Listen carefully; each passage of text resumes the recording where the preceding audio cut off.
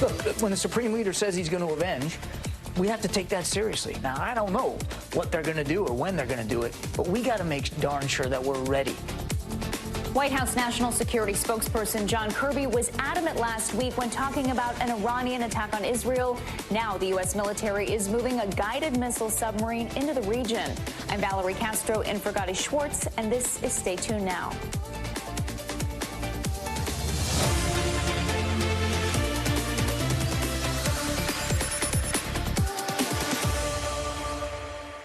Israel is on high alert tonight as the country braces for retaliatory attacks from Iran and Hezbollah.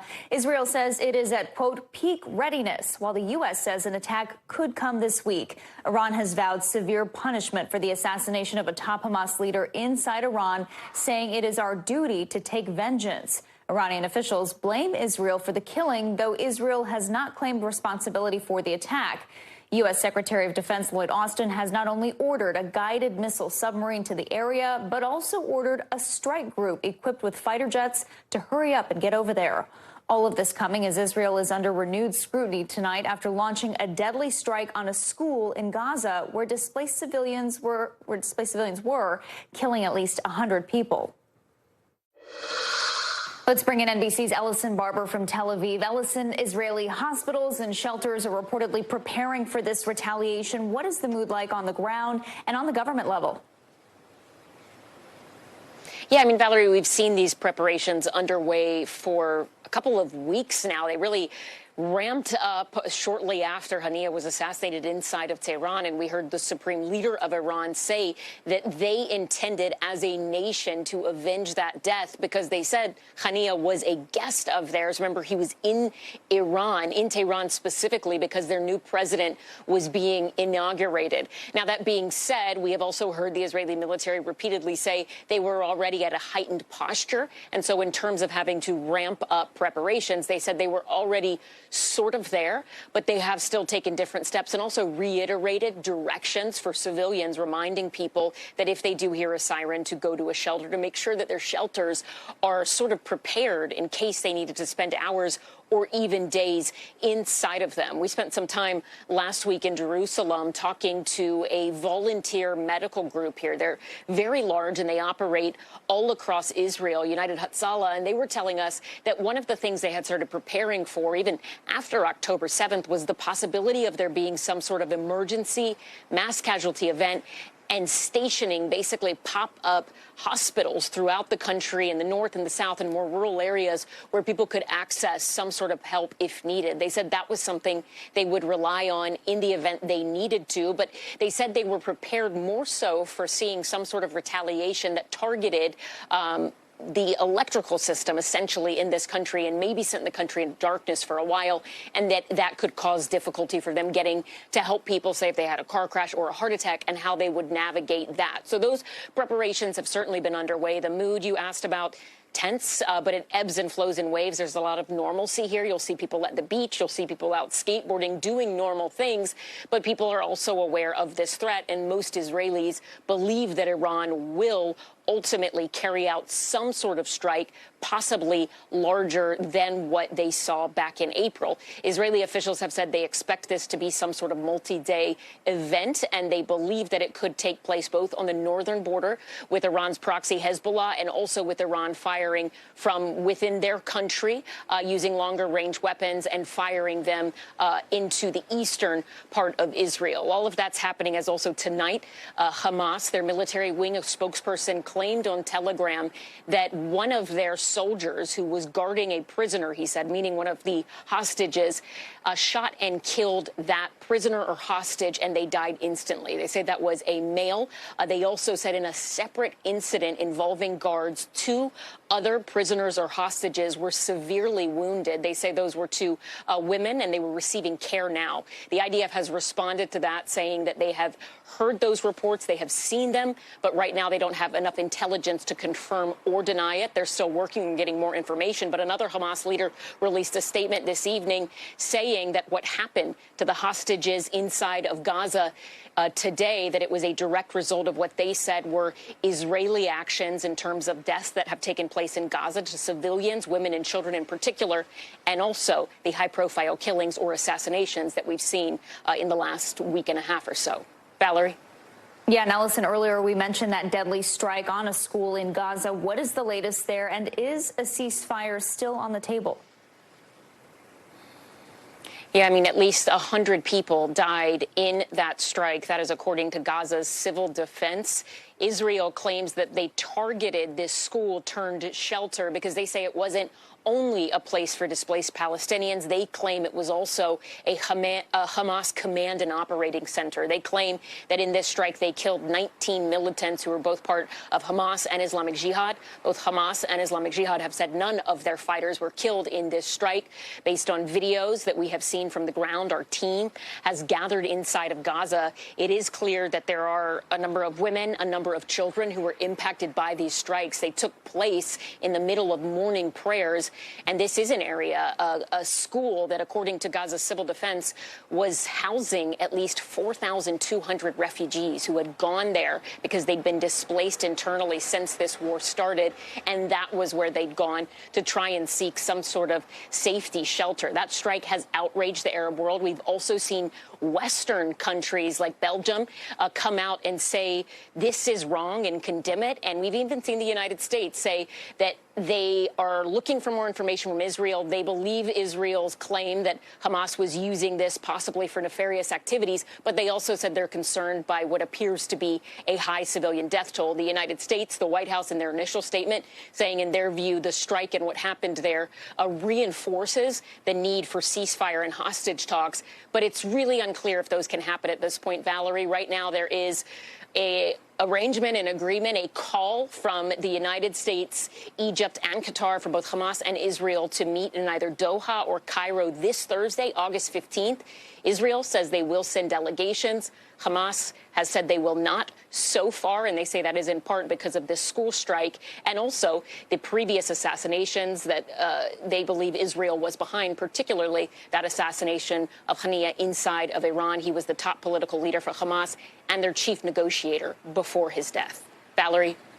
All right, Ellison Barber for us tonight in Tel Aviv. Ellison, thank you. Turning now to Southern California, where officials are warning people to be prepared for potential aftershocks after a 4.4 earthquake rattled the Los Angeles area earlier today. It struck in the Highland Park neighborhood and could be felt as far as San Diego near the U.S.-Mexico border. Watch as it interrupted a live ESPN broadcast.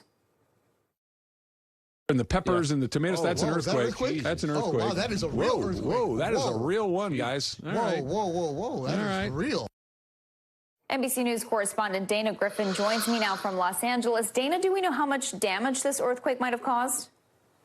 Yeah, Valerie, luckily not much damage. What happened after that earthquake was what fire officials call earthquake mode. That means they go out and assess all of the critical infrastructure just to make sure there's no major damage.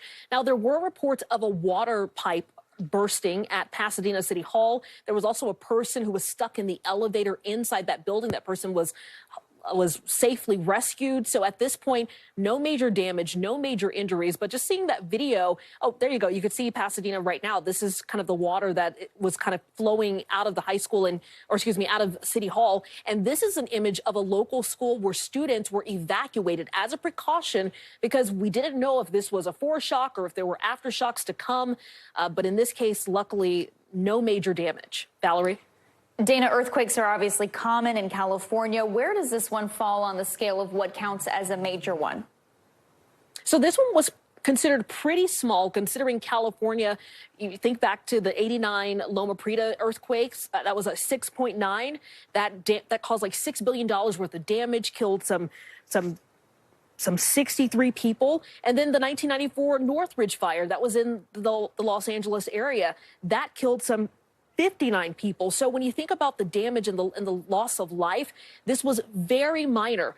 And, you know, a lot of people are wondering, could we be due for the big one, as we like to say, or mega quakes? which could range from 8 to 9.1 on the Richter scale. That is something that seismologists have warned about for years and have told people it's time to be prepared because they can strike at any moment. You just had a 7.1 magnitude earthquake in Japan last week, also one in Bakersfield, a 5.2, some 100 miles away from here. So people are very concerned about the possibility of the big one hitting, and it's just a reminder to have those go kits ready so that you can be prepared in case one hits at any moment. Valerie? Yeah, Dana, you mentioned it. Minutes after this earthquake, people were posting on social media, bracing for the big one, wondering if it was right around the corner. Is California overdue? You know, a lot of people say we are. You know, we could experience something like what Japan experienced in 2011 when they had that 9.1 magnitude quake that killed some 18,000 people and caused nuclear reactors to be disabled. So, you know, one seismologist, her name is Dr. Lucy Jones. She is very she is very knowledgeable about earthquakes, and she was asked by our colleague Liz Kreutz if this could sort of be a foreshadow for the big one or a bigger earthquake to come. Listen to what she told her. There's always a chance, and unfortunately, we have never found anything about any earthquake that shows that it's more likely to be a foreshock to a bigger earthquake. So we have about a 5% chance that within the next 3 days, we will see something larger from the same location. And that is a very small number. So at this point, there have only been a few aftershocks. Most you couldn't even feel. Valerie? All right, Dana Griffin, thank you.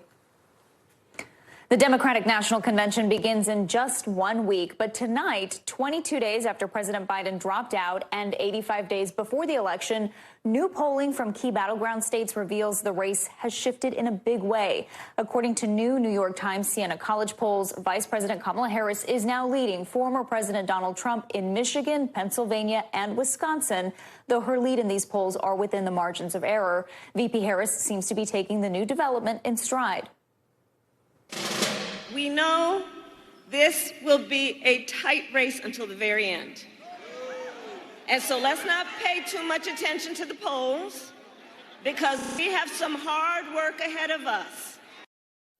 NBC News White House correspondent Monica Alba has more. Hi, Monica. Well, Vice President Harris and Governor Walz did just have a multi-state battleground tour, and now this week they're going to be focusing on a couple of other different priorities. Governor Walz, for his part, is going to be doing a couple of fundraisers around the country this week, and Vice President Harris is working on her convention remarks, we understand, and plan for that entire event, which is going to kick off a week from today in Chicago, in addition to her policy rollout. And we can expect, especially on the economic front, she's going to be debuting a couple of proposals that could differentiate a little bit from President Biden's, or could be plans that they felt would have been successful in this Biden-Harris administration, but maybe couldn't pass Congress. So she's going to be putting some of those things out. And then both President Biden and Vice President Harris are going to be together in their official capacity for an event in Maryland on Thursday that's going to detail how they're trying to lower costs for Americans, which is something we expect the vice president, now as the Democratic nominee, to continue to touch on from a thematic and messaging standpoint at the DNC. And then in terms of the DNC and some of those speakers, no surprise, but we are going to be hearing, of course, from the ticket from Governor Walz and from Vice President Harris later in the week. But to start the week, President Biden is going to be giving his address on Monday evening. And of course, just a couple of weeks ago, it was set to be his convention, and now that has all changed since he decided to leave the race. And we also know that former Secretary of State Hillary Clinton is going to be speaking, her husband, former President Bill Clinton, as well. We've also confirmed former President Obama will have a speaking role, and you can expect other Democratic heavy hitters will have slots throughout the week as well. And it really is coming at a time where Democrats are trying to build on this momentum, this energy that they feel they have found and been able to tap into, this enthusiasm, and that is reflected in some of the battleground polls that we've seen in recent days. Now, they're still reflecting a very tight race, still within the margin of error, but the Harris-Walz campaign is trying to capitalize on both that polling and the fundraising, the big numbers, the big crowds they've put up to try to roll all of that into the DNC and then into the major sprint of the campaign season that we'll see in September and October leading into November. Valerie? Monica, thank you. The FBI says it is investigating efforts to hack both the Trump and Biden-Harris campaigns. This includes attempted hacks of 3 Biden-Harris campaign staffers. The Trump campaign hack was first reported over the weekend, and the campaign claims that the files were part of an Iranian hacking operation. But the FBI has not yet characterized what kind of hack, if any. Meanwhile, the former president posted on X for the first time today in nearly a year. He posted several campaign videos, an attack on Kamala Harris, and a promotion for an interview with Elon Musk, which started just a few minutes ago. NBC News political embed Jillian Frankel joins me now. She's on the road in Bozeman, Montana. Jillian, what exactly is this interview supposed to achieve for the Trump campaign? Yeah, Valerie, the Trump campaign has been light on the details in terms of the formatting of this interview. We know that Donald Trump is at home at Mar-a-Lago right now, while Elon Musk is in Austin, Texas. But I think it's important to note the context here. Elon Musk and Donald Trump have not always gotten along. Musk said back in 2022 that it was time for Trump to sail into the sunset, which of course prompted quick criticism from Donald Trump. They have, of course, reconciled. Elon Musk endorsed Trump in July, shortly after that attempted assassination. But in terms of the campaign's goals here, they may be able to reach certain people in this digital space that don't typically turn out to some of Trump's more traditional campaign rallies nationwide. The event did kick off at 8 p.m. Eastern. It appears that some users are having some temporary technical difficulties, so we'll have to stay tuned, Valerie. All right. Jillian, what more do we know about the FBI's investigation into the hack of the Trump campaign? Yeah, Valerie, the FBI confirming in a statement today that they are looking into the Trump campaign's claims of a hack. The campaign says that back in June, they were hacked by an Iranian group, and this is coming just days after Politico and a few other outlets say that they were emailed documents from within the Trump campaign. Now, separately, Microsoft says that recently an Iranian group was able to hack into the email account of a former senior advisor for a presidential campaign. They didn't specify which campaign, but the hackers were then able to use that email account to send a phishing email to another campaign official. Now, I do just want to be really clear here. Microsoft has not specified which presidential campaign was involved in that hack, and they certainly have not implicated the Trump campaign in that. So there's a lot of unanswered questions as this investigation is kicking off. Valerie? Okay, Jillian Frankel for us on the road tonight in Bozeman, Montana. Jillian, thank you. Lawyers for Trump have announced plans to sue the Department of Justice and the FBI for a whopping $115 million. It all stems from the FBI's raid of his Florida estate, Mar-a-Lago, back in 2022. At the time, federal agents seized hundreds of classified documents from his home. Now Trump's lawyers say it was unconstitutional and that the DOJ and special counsel Jack Smith acted with, quote, abuse of process to keep Trump from office. And, quote, this malicious prosecution led President Trump to spend tens of millions of dollars defending the case and his reputation.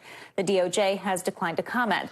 Let's bring in NBC News legal analyst Angela Sinadella. Angela, the FBI raid of Mar-a-Lago was approved by a court. So what grounds do they have for this case? Okay, so what his team is arguing is that the DOJ and the FBI here both veered so far away from protocol of how they would traditionally handle an ex-president who had classified documents in his possession, that this kind of extreme departure from protocol was allegedly illegal. It must have been from an ulterior motive, some sort of malicious motive, likely political, of course, is what his accusation is. Now, the actual, grounds, are threefold. So first is intrusion upon seclusion, which is just invasion of privacy. And second and third are malicious prosecution and abusive process. There, he's interestingly saying that the FBI should have obtained his consent first before doing the raid, and also they should have consulted with his attorneys, and lastly, that they should have used the U.S. Attorney's Office that was local instead of this special prosecutor, knowing full well, according to his accusations, that this special prosecutor would be deemed unconstitutional by Judge Eileen Cannon later.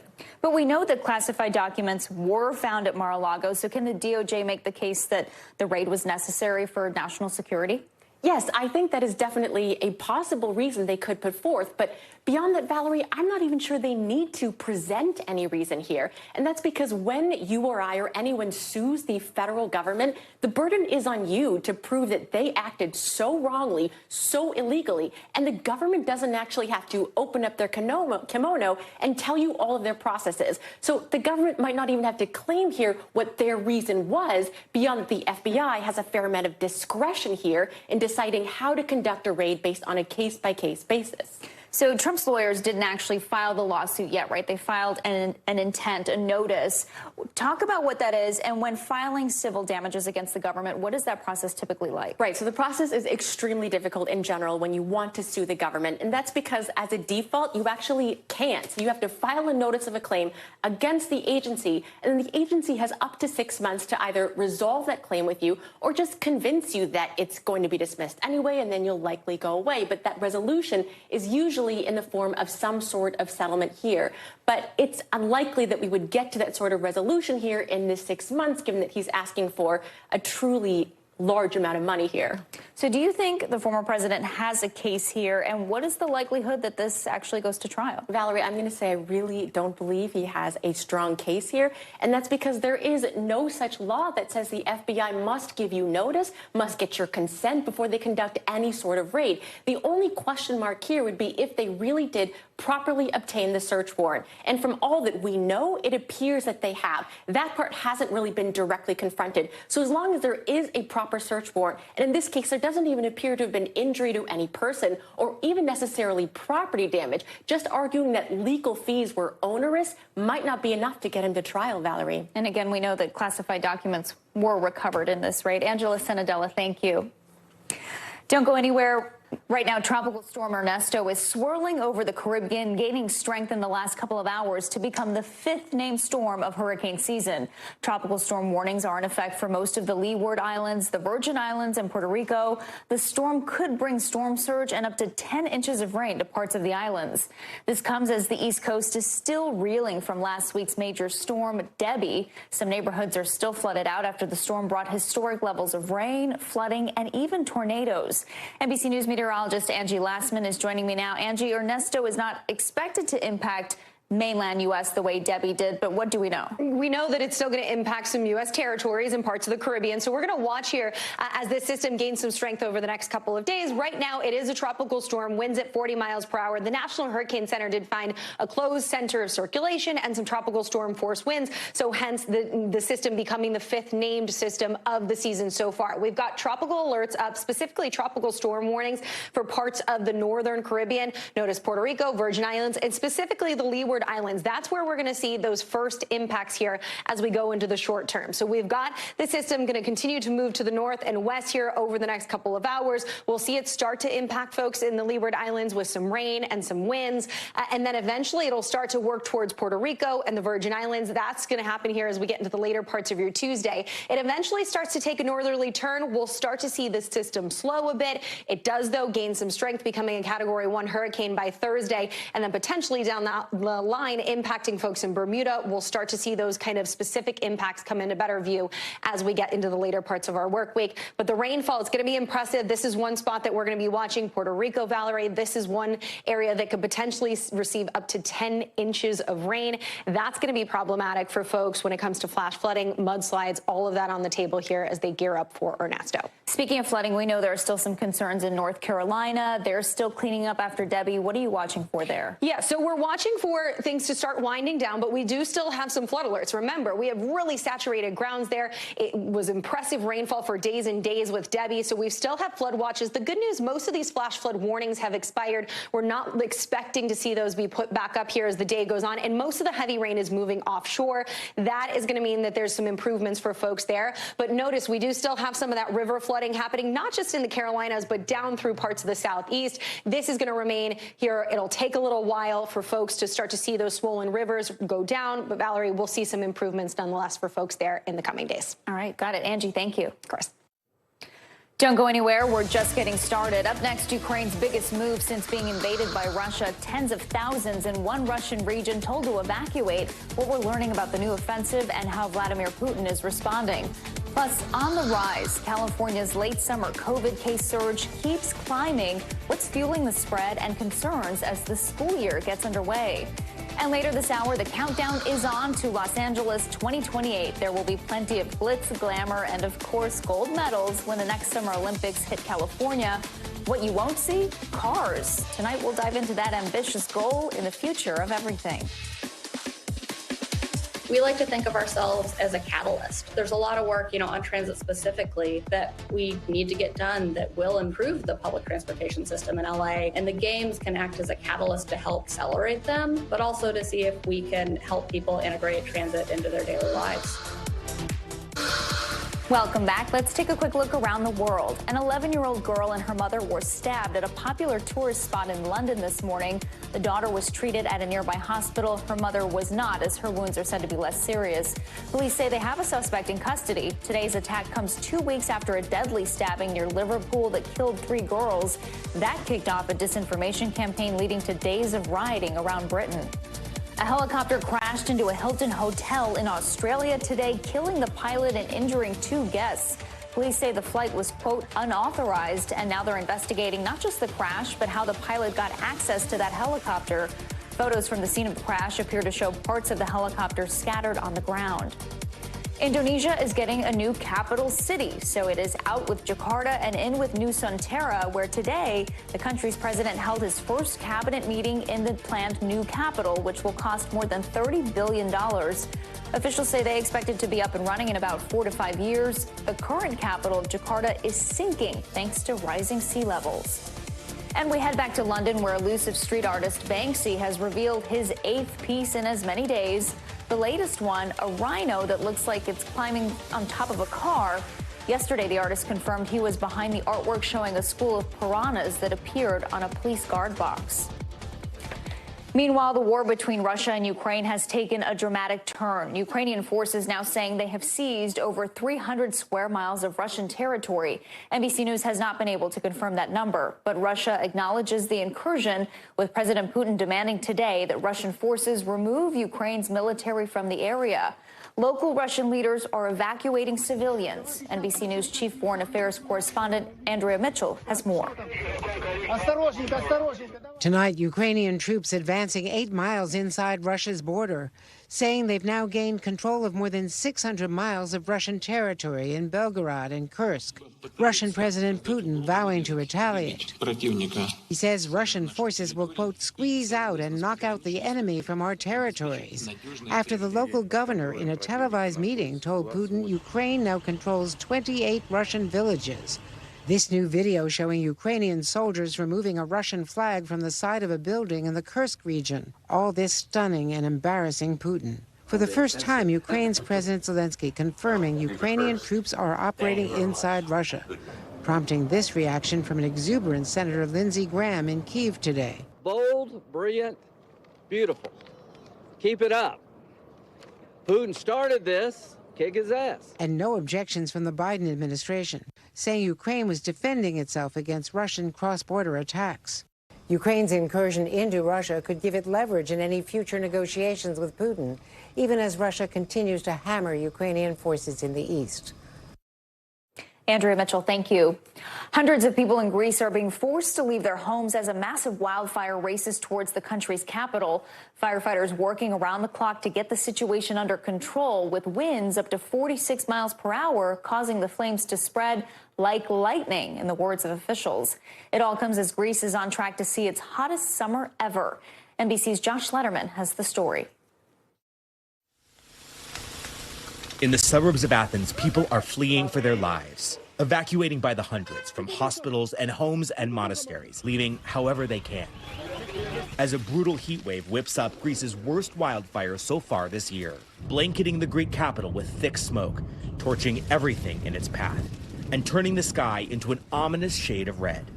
Authorities calling this fire exceptionally dangerous, with flames more than 80 feet high. The wind would go in one direction, then the other, this North Athens man says. The smoke was suffocating. You couldn't see. Your eyes teared up. You couldn't breathe. Greece declaring an all-out war on this blaze. 700 firefighters, 190 fire engines, and dozens of planes and helicopters working around the clock as residents take matters into their own hands, putting out flames however they can. The good news, no deaths reported so far, but more than a dozen injuries, including Pantelis Kyriazis from a village northeast of Athens. He says, the flames surrounded me. I couldn't see. I hit a pine tree, and this happened. It's a crisis that Greece braces for every year, with extreme heat and dry, windy summers fueling unrelenting wildfire seasons, like the one last year. I got a first-hand look at the damage. On the outskirts of Athens, the fire burned so hot that parts of this car literally melted off. More than 20 people died in last year's fires, and scientists say climate change is making it worse. Fiercer wildfires, not just in Greece, but across southern Europe. With temperatures this week expected to surge to 104 degrees Fahrenheit, fears tonight in Greece that the worst may be yet to come. That was Josh Letterman reporting. Forensics experts are trying to unpack the tragedy that unfolded Friday in Brazil. They're working to identify the remains of the 62 people on board the plane that seemed to just drop out of the sky like a stone. NBC's Gad Venegas has the very latest. Gad? Valerie, officials have recovered the black box at the wreckage. We know that with the black box, they now have the voice recorder as well as the flight data recorder that they'll be working with on that investigation. We also know that ATR, the company that makes the plane, has sent a team to work with Brazilian investigators as that investigation moves forward. Now, over the weekend, Air Force officials in Brazil informed that the pilots did not report an emergency or any type of adverse weather conditions. There has been a theory floating around from experts, aviation experts and pilots, of the possibility of icing and that having some type of influence into this accident. There were reports the day of the accidents of the possibility of icing in the area where the plane was flying, but officials have not discussed if that's part of the investigation or any type of theory. Again, that has been from external individuals like experts and pilots. Now, we know that over the weekend, the remains of all of the victims had been found and taken to a facility where officials are now working to identify them and communicate with family members. So we're also learning more from the victims who were on that flight. We know that a group of doctors were on that flight headed to a conference. We also know that the youngest victim was a 3-year-old. And every day we're learning more of the stories of the individuals that were on that flight as this investigation continues. Now, we know from previous investigation that this could take months or even years before we know what happened if investigators can find the causes of this accident. Back to you. Gad, thank you. Coming up, Burning Man burnout. The signs that the desert tradition might be a little less crowded this year. But first, you got to see this. New England stargazers had a real treat in the sky last night because of the combination of the Perseid meteor shower and the northern lights. Take a look at this time lapse from Mount Washington Observatory of the Aurora Borealis earlier this morning over New Hampshire. Welcome back. Here are some of the other headlines we're watching tonight. A Boston Red Sox All-Star has been suspended by the team for 2 games after yelling a homophobic slur at a fan during a game yesterday. Boston Red Sox outfielder Jared Duran was being heckled by a fan while he was batting on Sunday. His response was caught on a hot microphone by the team's broadcast.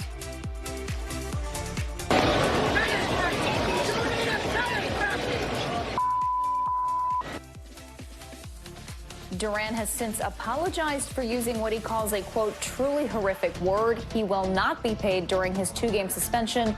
The money will instead be given to a group that supports LGBTQ people and their loved ones.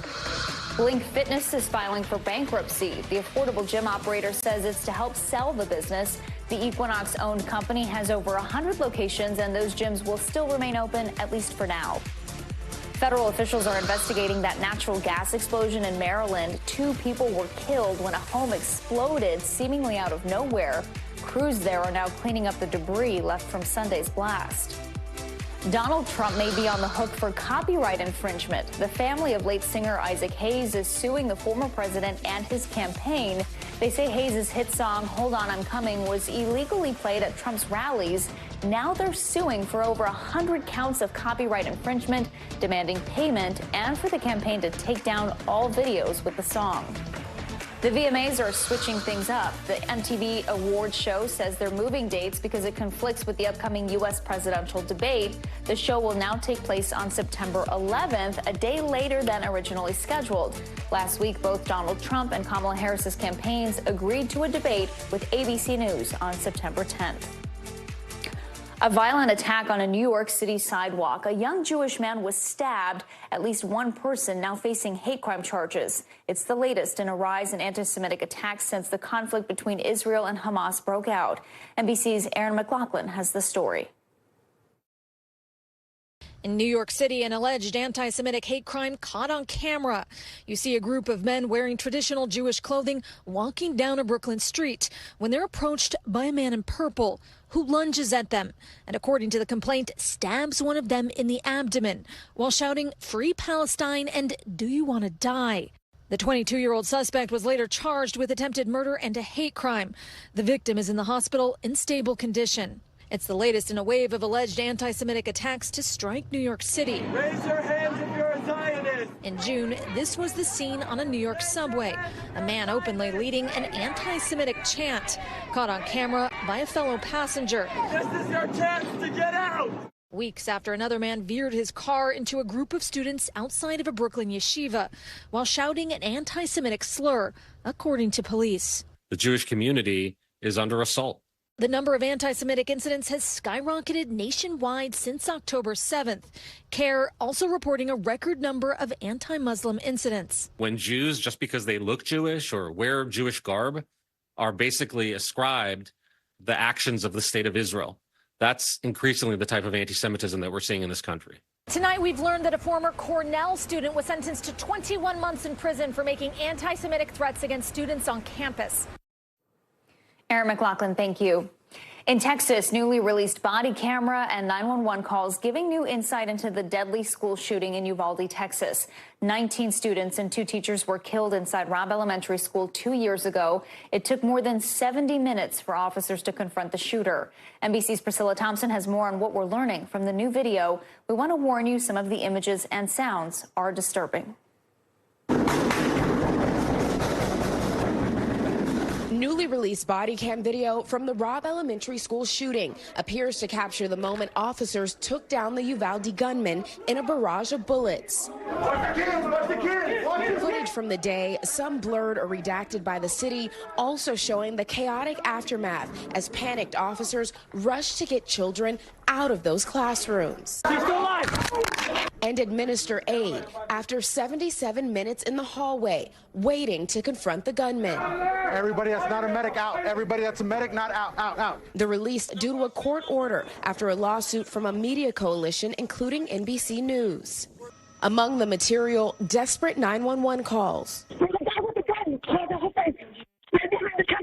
including this recording from a man identifying himself as the shooter's uncle. He's my nephew, man. He's the shooter. I was wondering maybe he could listen to me because he does listen to me. Do you know of any change in his behavior over the last couple of days? No, nothing. He just said that he was mad and that his grandma Sally was just bugging him too much. A person identifying herself as the shooter's cousin also calling 911. The active shooter, he's my cousin, and I don't want him to come to my house. The release comes as 2 officers on the ground that day when 19 children and 2 teachers were murdered face criminal charges. Former Uvalde Schools Police Chief Pete Arredondo was charged with 10 counts of abandoning and endangering a child, 1 count for each of the surviving children in those classrooms. A second officer, Adrian Gonzalez, faces 29 counts, which includes the children who died. I've been scapegoated from the very beginning. Arredondo, who spoke to CNN this week, and Gonzalez have both pleaded not guilty. Tonight, the public seeing for the first time crucial moments from that heartbreaking day. And this is the largest documented material release from that shooting, which happened more than 2 years ago. And another thing worth noting in this release was a report filed by an officer who heard someone who said that they were a family member of the shooter saying that they had been up with him the night before because he had been talking about wanting to die by suicide. Back to you. Priscilla, thank you. Coming up, California dealing with a COVID wave not seen in years. What's driving the surge and how revised guidelines could impact students who just went back to school. Welcome back. Here are some of the stories happening out west that we're following. A weekend of violence in and around Denver killed at least 6 people over the weekend. Police say they find it, quote, baffling that the crimes are not related and that potential motives in the shootings have not been released. Burning Man is 2 weeks away in Nevada, and for the first time in years, the demand in ticket sales for the festival has dropped significantly.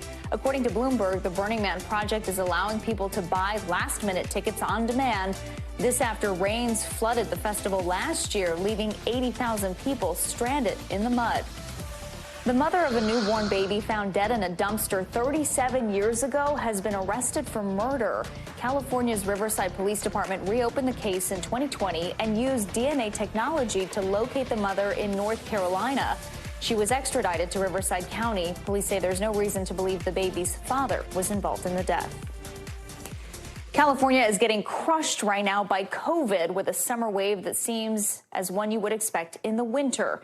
Experts are calling it the state's worst summer infection spike since 2022. You can see the uptick right there, a positive test rate of 14.3% in the state just in the first week of August. A new hyper-infectious subvariant called KP.311 is said to be driving this particular surge. Let's bring in NBC News medical fellow Dr. Akshay Syal to help us understand all of this. Dr. Syal, thanks for being with us. And let's start right there. What do we know about this new variant, and is it evading the current vaccines? Well, yes and no, Valerie. So when we're looking at, how well a vaccine is working against the variants, there's a couple things we look at here. So we look at case counts, right? And, nowadays everybody's kind of testing at home. It's a little hard to see, how many cases are out there really. So we look at wastewater data and how much virus is in the wastewater. But Valerie, the other thing that we look at, which a lot of people would say is more important, is hospitalizations and deaths, right? Are those continuing to rise in ways that they have in the prior years? And what we're seeing, Valerie, here in this summer wave, that yes, is very large in terms of infections, but fortunately the rates of hospitalizations and deaths remain low. And there's a couple reasons for this, right? Many people have had the virus now. Many people have recovered from it and developed immunity, and also the vaccines. The vaccines really seem to be holding up well against that rates of severe disease, and fortunately, or we're expecting them to continue to do so for some time to come, Valerie. And we know the CDC relaxed its COVID guidelines this past March. That 5-day isolation period is history. It's no longer a thing. Testing, as you mentioned, it's not what it used to be. Is COVID just the new normal now, or could those guidelines be reassessed now that we're seeing these summer surges?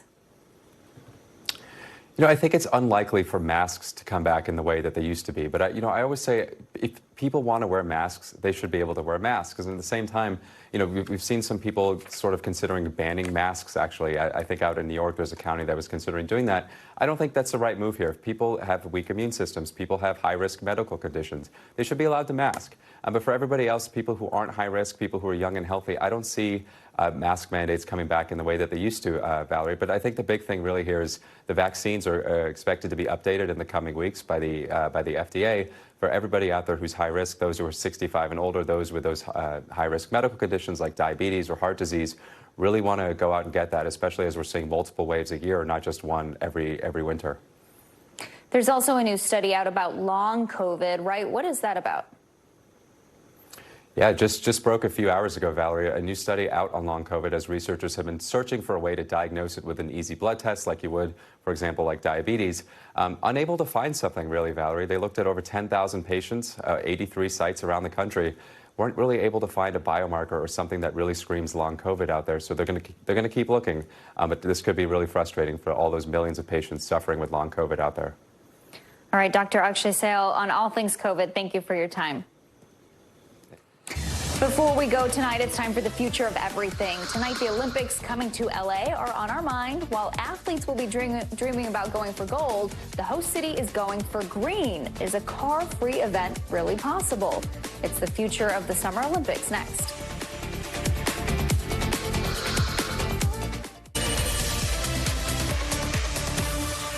In tonight's Future of Everything, the Olympic flag is officially back in Los Angeles. The City of Angels will host the next Summer Games in 4 years. As the spotlight shifts to LA, the city faces the daunting challenge of conquering its notorious traffic. Sky Fox over the 10 and the 405. Look at that. An hour and 25 minutes in the car to go 29 miles. That's what LA is like. Sure, Los Angeles has lots of traffic, but is it the worst? LA does, in fact, routinely claim a spot near the top of the world's worst congestion list. Last year, Los Angeles ranked number 7, with drivers losing an average of 89 hours stuck in traffic. The answer? An ambitious plan to transform public transportation, revitalize historic venues, and create the greenest Olympics ever. Here's NBC News national climate reporter Chase Kane. 2028 will be LA's 3rd time hosting the Olympics, but it'll also be a first. The first time any stadium has hosted the Summer Games 3 different times. That'll be true for both the Memorial Coliseum and the Rose Bowl. And by embracing these historic venues, LA 28 is also looking toward the future, trying to limit their carbon footprint and going even one step further than Paris. So we're really lucky here in LA. We'll be the first games to build no new permanent venues. Now, of course, we will have some temporary venues. And so we're looking at how do we use circular design to minimize the impacts of those buildings as well. And zooming out to the big picture here with hosting an Olympics, hosting an Olympic Games isn't exactly the most climate friendly thing to do. How are you thinking about this, especially with all of the progress and advancements that Paris has made? Well, a big part of this is building on the lessons learned in Paris and being able to kind of take the next step here in LA. For me, I think about it as climate change being really an existential threat to sport. If you look at extreme heat, an athlete who's coming to perform on maybe the most important sporting day of their life at the Olympics, extreme heat could potentially compromise that performance. Since you mentioned extreme heat, how are you thinking for yourself? I think this is an area where we expect to partner significantly with our government partners as well. LA appointed its first chief heat officer in 2022. And so we're lucky that we have local resources to plug into here. Part of that is working with like LA Metro. They have some ambitious plans underway to expand public transit. How do you describe sort of like what the Olympics can mean for a region like Southern California?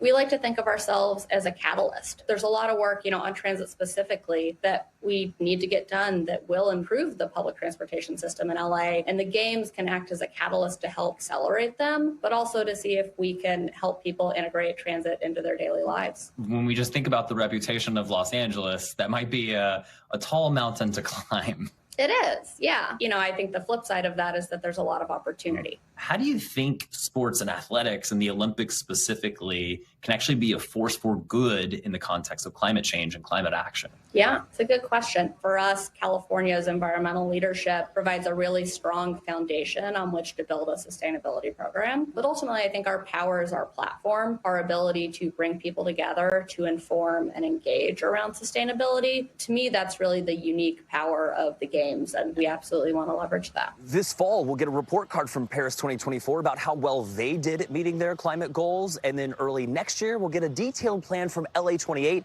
about how they hope to host their own climate-conscious Olympics. In Los Angeles, I'm national climate reporter Chase Kane. Chase, thank you. NBC's Steve Patterson joins me now from Los Angeles. Steve, you live in LA. You've dealt with the traffic. How realistic is this plan to go car-free? You said dealt like it's past tense. I'm dealing with the traffic, okay? I think if anybody is the most pessimistic, it is the Angelinos who live in this city. Yet, we spoke to the LA Metro system. They're the ones that are going to be getting about 3,000 buses from across the country to basically put on about 1 million more trips every single day. It will cost about $1 billion to the county of Los Angeles, yet they say they can get it done. They point to 1984 because, as Chase said, this will be the 3rd Olympics in Los Angeles. In '84, everybody reported, this is great. We take the bus. There aren't as many people around.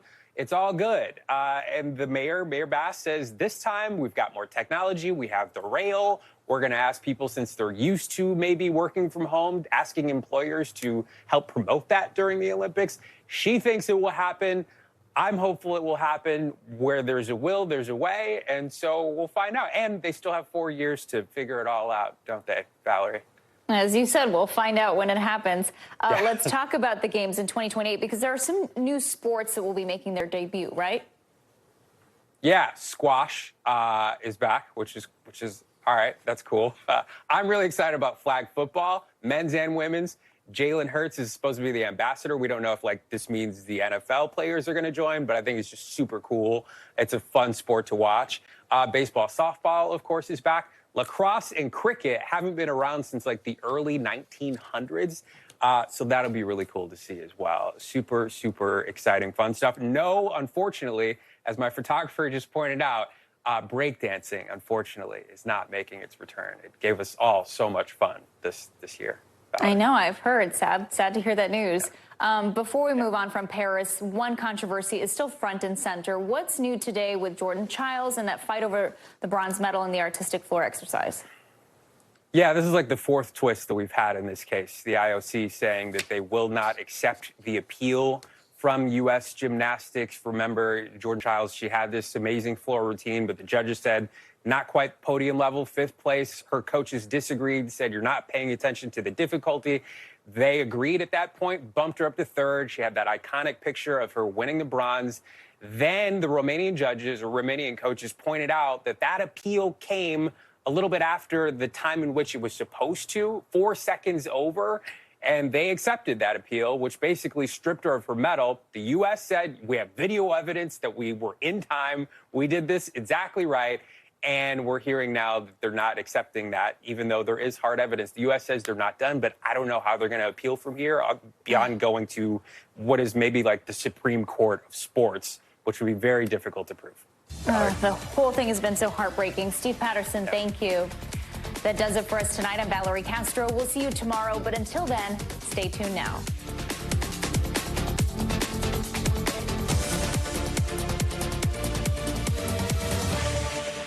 Thanks for watching. Stay updated about breaking news and top stories on the NBC News app or follow us on social media.